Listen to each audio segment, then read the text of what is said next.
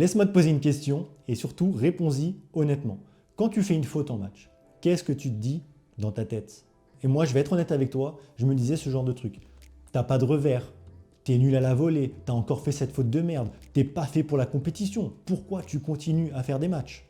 Et c'était ça à tous les matchs, presque à toutes les fautes que je faisais, et ça pendant 10 ans. Et devine quoi? Parce que ton cerveau ne fait pas la différence entre ce que quelqu'un te dit et ce que toi tu te dis. Donc si tu te dis je suis nul, eh bien, ton cerveau il va comprendre quoi? Oui, je suis nul, ok, ça me va. Et il va adapter ton niveau de jeu en conséquence. Par exemple, et c'est un exemple un peu biaisé puisque moi ça me parle beaucoup, si tu montes à la volée en disant bah, je suis complètement nul à la volée, forcément tu vas monter avec le bras qui tremble et tu as beaucoup plus de chances de faire une faute directe. Pas parce que je manquais de technique, mais parce que je me sabotais mentalement. Mais voilà ce que j'ai découvert pendant ma formation en préparation mentale. Des chercheurs ont scanné le cerveau de volontaires. Quand tu t'autocritiques violemment, ton cerveau active les mêmes zones que la douleur physique. Donc, quand tu te dis que tu es nul, que tu es une merde, que tu sais pas jouer au tennis, c'est comme si tu te mettais une baffe. C'est la même chose.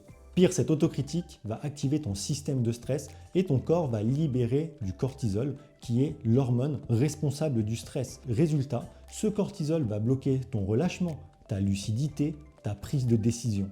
Résultat, tu vas te sentir plus en confiance, tu vas mieux rebondir après une faute.